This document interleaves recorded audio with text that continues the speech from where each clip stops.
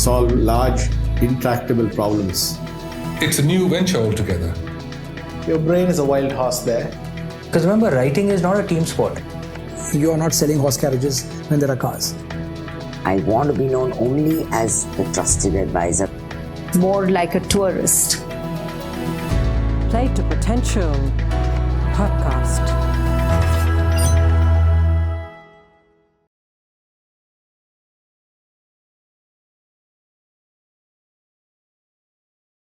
The other term you use in the book, Sudhir, which I found interesting, was the notion of entrepreneur professionals. And in a way, most professional organizations are struggling with this issue. How do you drive entrepreneurship? And several entrepreneurs are struggling with it too, in terms of how do you bring professional behavior while retaining entrepreneurship. So talk to us about what you mean by this term. And a little bit around how HUL thinks about fostering this behavior. So this was a term, I asked several CEOs of several companies, what is it in HUL that makes so many of you CEOs? So I asked Gopal Vittal this, who is the CEO of Airtel, and he gave me 2 or 3, but the word that he used was entrepreneur professional. A professional is relatively easy for a multinational to understand, right? Professional means that you follow the process, you follow the rule. That is the etymology of professional. I think the entrepreneurship is a relatively rarer quality. And I was thinking about what is it in HUL that makes people entrepreneur. I think there are a couple of them. One is we get high quality people who are driven to succeed and output oriented. And they're not just people who want to bide their time in the organization. So they want to push. I mean, by nature, culture reinforces itself. So you're always having people pushing, saying, how do I grow faster and how do I so on and so forth.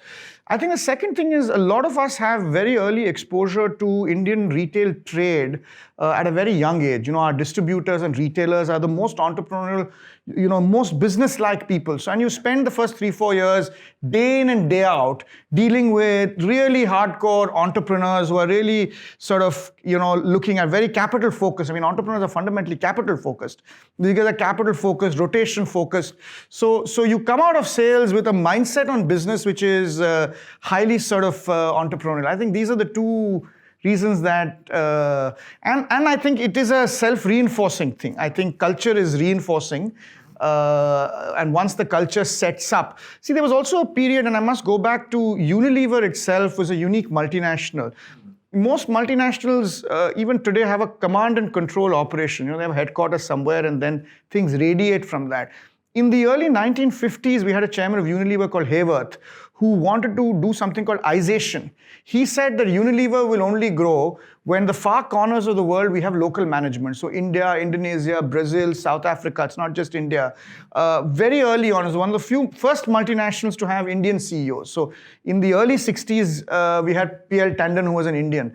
So this sort of giving freedom to the operating units at an early stage has also sort of started this self-reinforcing entrepreneurship. Got it. And you speak about the early exposure to trade and sort of coming from a professional background, being reinforced by the processes in the company, but exposed to entrepreneurship. But in the way business is run or the way reviews are done, are there reinforcing mechanisms in terms of, you give me a sense of how this gets built at the start, but give me a sense of how this gets reinforced as you grow. Is there something about the way you conduct business or the way you conduct meetings or reviews which reinforces this entrepreneurial professionalism?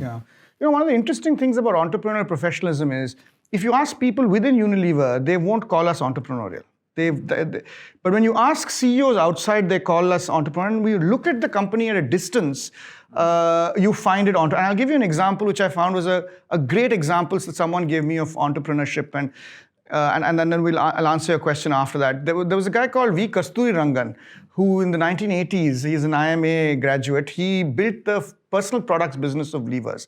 And several people I spoke to said he was so passionate about building sachets and shampoos that he would carry sachets and shampoos in his coat or on the back of his car. And if he saw an outlet when he was going with the sales guys that didn't have a shampoo sachet, he would firstly sort of, give hell to the sales manager, but take it off his coat and go and hang it there himself. Now, this is the kind of reinforcement of, and And what I've also realized in the company is that the stories that the company, and I guess that's the answer to your question, because I don't think there are any processes that encourage entrepreneurship.